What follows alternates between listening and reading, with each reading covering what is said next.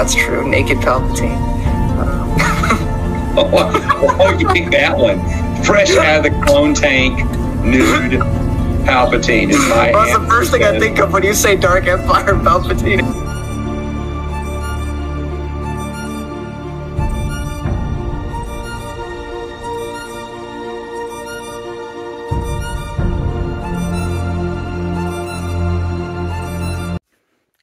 Hello everybody, and welcome back to the Star Wars Expanded Universe, never dubbed by Disney, or Lucasfilm, whichever way you slice it. Legends. Today, I have for you Book 2 in the Fate of the Jedi series. This time, with a new author to the Expanded Universe, we have Christie Golden. Now again, she has written in the past, I think, like World of Warcraft books and other such things, but never really dived into Star Wars. I do think she jumped over to canon. If I remember correctly, one of the first things that was written in the new canon was a novel about a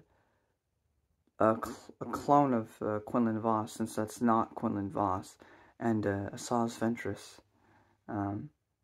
That was written a bit ago. That has now been retconned, so apparently they don't respect Christie Golden, but I'm not going to get too much into that. But Dark Disciple is the title of that.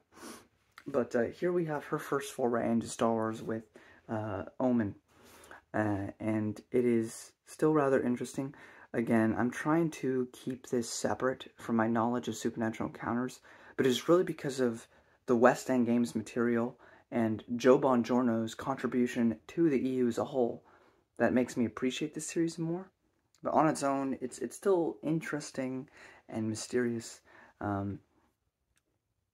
Ben and Luke go to visit the Ang-Ti monks, who, I will say quickly, if you read Supernatural Encounters, you learn, are one of the original races that ever existed. And then we have all the drama back on Coruscant with the Jedi and the Galactic Alliance as they deal with more Jedi going crazy and whether or not they're safe at all.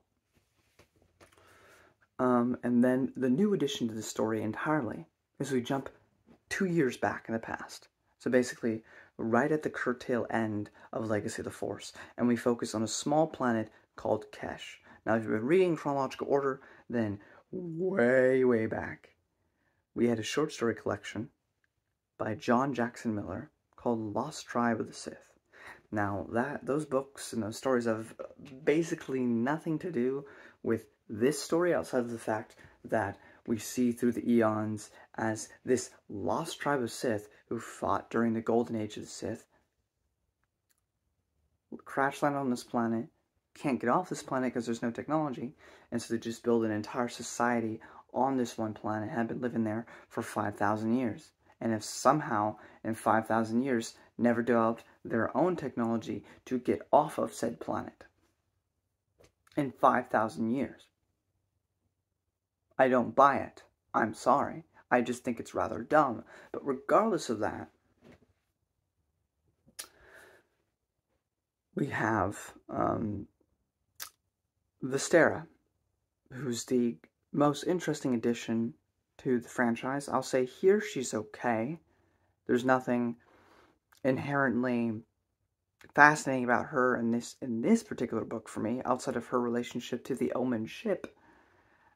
But again, we're like learning about this society of Sith, and it's just okay. Like, to me, like, we've been there, we've done that. Like, sure, Jason went dark, and we've seen Sith Lords before, but seeing it from his POV and the reasons that he did it, I felt like were way more unique than most Sith.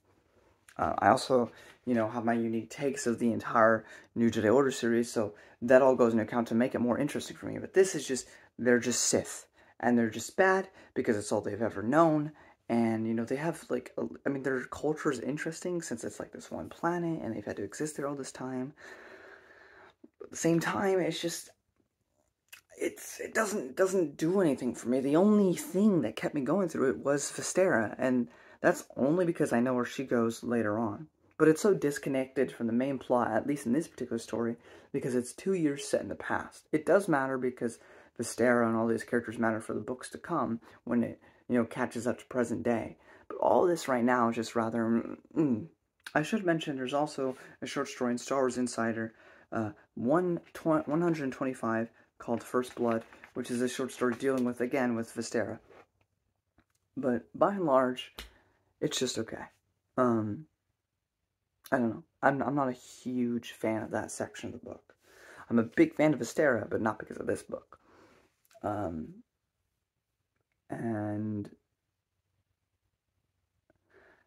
there's still some character development to go for Alana here, just a little bit. And I'm trying to see what else I can discuss here without spoiling. I guess that's basically it for this one. A lot happens, but also, like, nothing happens. It's interesting. The anti-monk section was also one of the most fascinating. Getting to see, again, Ben and Luke's dynamic, father and son, grieving over the loss of Mara, and then just exploring all these avenues that Jason did. It's just a fascinating read. So far, the series continues to be pretty good. I'm already starting to feel a little bit of why I disliked the Jedi in the first place. A lot have been there, done that. I should also mention stuff with the Moffs, and they're kind of plotting against Jagged Fell, and they're trying to do their scheming again, and we've been there, done that, we've seen Imperials do this, but we're seeing it again. It makes sense why they're doing it, and, I mean, it was written well, it was fine, I get their motivations, I understand it, I don't know, like, I just don't know. I don't know, guys. I don't know what it is about it that just makes me go, like, I've been there, done that, like, I don't know, like, it just doesn't do that exactly. But so far, still, it's been pretty good, and these are mostly just my personal complaints about, I guess, redundancy, but still overall a good time, and I think well worth your time. So, I do hope that you check it out despite some of my reservations. I do have some spoilers if you don't want that. Time to bail. Gisela Horn, the other child of Corran Horn, loses her mind in the beginning of this book. We get introduced in this book to Wyn Dwarven. Now, he's an interesting character. We'll get more with him in later books, but he's like second hand in charge. Not in charge, but advisory to Dala. I already mentioned Lost Tribe and Vistara. The Cathal Rift. Again, this is a very West End Games thing, but it is such a fascinating and mysterious thing. But it's all the more positive that, again, this is what the EU did. Like, West End material being used here to further story and the weirdness and the strangeness and the hallucinations that come with going to the Cathal Rift. And I just love it all. Han and Leia decide to take Alana to a zoo. To get her maybe a pet. I don't know. But they're all like prequel era. Like we see stuff from episode 2. And one of the things that catches their eye is, I forget the name of it, but the kind of cat-like thing that we see in episode 2 that slices Padme's back and gives us, that ever-convenient crop top that she ends up getting. Probably one of the biggest, most important lore aspects here, actually, surprisingly, is that after all of these years, Jag gets engaged to Jaina by asking her to marry him. So that was a pretty good scene. And the end of the book ends with Tahiri Bela under arrest. What's going to happen? We're going to find out in the next book, Abyss, by Troy Denning. Overall, the first 2 books of Fate of the Jedi have been good. I wouldn't say great.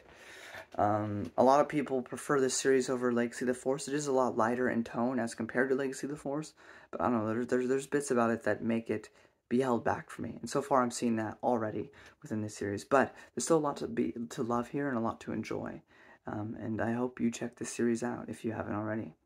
But overall, this, it becomes harder because I'm trying to evaluate all these stories and stuff, because the first time I went through it, I was just excited to read something that wasn't the Star Wars sequels. And I was very charitable and very kind to pretty much all of the expanded universe, because I was just happy to get a better alternative to the sequel trilogy, in my opinion.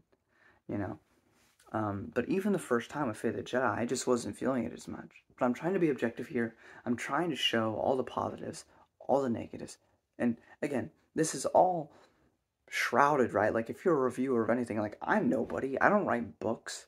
I don't do anything. I'm a waiter, for God's sake. Like, who am I to tell you what you should and shouldn't like? This is all just my personal opinion, you know? But I'm trying to be objective in, like, good writing versus bad writing and all that. So, you know, that's why I still tell you, despite my personal reservations, that I think this is a good book. You know, this is what I'm trying to do for, you know, being objective here. You know, this is a net positive, as Lore Runner would say, you know? So overall, I think this is a good book, you know, and this is why, you know, part of being a reviewer, especially when I'm trying to be better at being objective and honest about everything, is that sometimes it hampers your enjoyment or something, or further enhances it, you know. So we'll see if that, like, with this critical lens, I actually start to appreciate the Jedi more than I did when I was just kind of going off of my emotions, you know, because, like, I love, like, New Jedi Order is, like, my favorite thing from the expanded universe, like, ever. But it is still lowered, in my opinion of it, due to trying to look at it objectively. And same with Legacy of the Force. So, but yeah, I can't wait to talk about Abyss with you, and thank you all for sticking around. Till next time, may the Force be with you.